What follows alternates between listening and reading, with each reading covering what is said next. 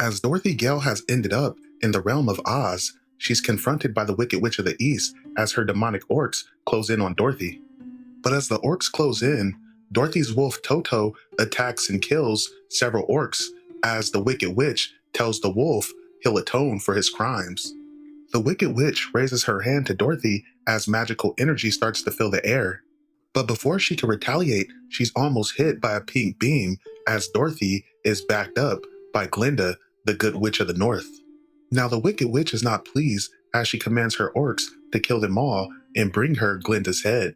But as the orcs attempt to grab Dorothy and tear into her, Dorothy gets some much needed backup in the form of all the half-men that are carrying bladed weapons.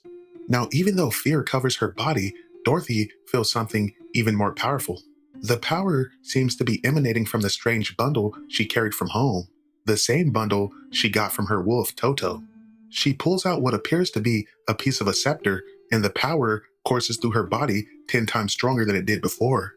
Now as the Wicked Witch reaches out, telling Dorothy that the scepter belongs to her, Dorothy releases that power and electrocutes and absolutely eviscerates the witch.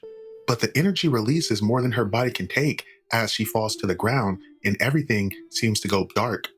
When Dorothy awakens, she's surrounded by several half-men as well as Glinda, the Good Witch of the North, and a Lion Man.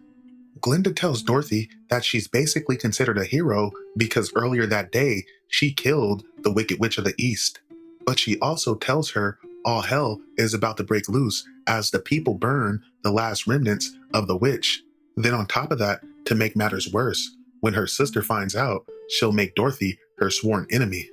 But no matter, as Glinda introduces herself as well as the Lion's Man who's named Thorn, she goes on to explain that Oz has long been a realm of hope and life. It was said to be one of the first realms created, untouched by the madness, war, and turmoil of the other realms. But eventually, one of the witches would turn against the realm and bring the Dark One to these lands. The witches would grow in power as they would ally themselves with the Dark One and the Dark Horde.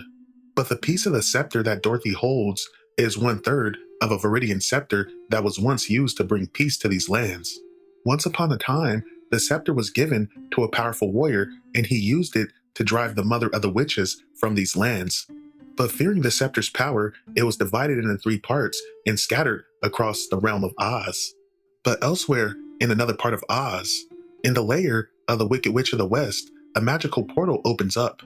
As 2 of her minions bring in a panther for the witch's magical machinations, she receives word from one of her subjects that her sister has been slain. Now as magic fills the air, the Wicked Witch is enraged as she swears revenge on the one who did this. But elsewhere, as Glinda tries to come up with a plan, she knows they have one piece of the scepter, but the halflings remark it's just one piece, a piece that was wielded by a false blood who doesn't even know if she can tap into its power once more. But as Dorothy is outside, she wonders how she's going to get home, but Thorn tells her be happy she has a home to return to as some of them aren't that lucky. But Glinda tells Dorothy if they gather the other parts of the scepter, in theory, it could send her home. The next morning, Dorothy would remark that the seamstress here is pretty amazing as Dorothy dons a new outfit. Dorothy, Glinda, and Thorn set off on horses as they're accompanied by 3 of the half-men. They set off for the Wicked Witch's stronghold now that she's been slain, as there was a prisoner that was imprisoned there some time ago. But as they make their way into a town, they come across a grisly scene as they see the town residents setting flame to several people that seem to be made of straw. Now the straw men claim to be innocent, nevertheless, the people don't care as they were created by the Wicked Witch of the East. Now as one of the last straw men is set to be burnt, Dorothy hops off her horse, attempting to save him, but some of the group think they should leave the townsfolk to their own devices. But Dorothy and the gang are looking for a man named Graft, and the Scarecrow claims to know where Graft is. As the Scarecrow has been rescued, he claims that the last time he saw Graft, he was a prisoner deep in the dungeons of the Wicked Witch of the East. Now Glinda tells the Scarecrow he better still be there, but nevertheless, as they make their way through the forest, they're being watched by the Wicked Witch of the West. As the Wicked Witch decides it's time to have some fun, a mutated wolf jumps out of the distance to attack the party. Now, as Thorn and the half-men take blades to the creature, Glinda uses her magic to shoot the creature in the face.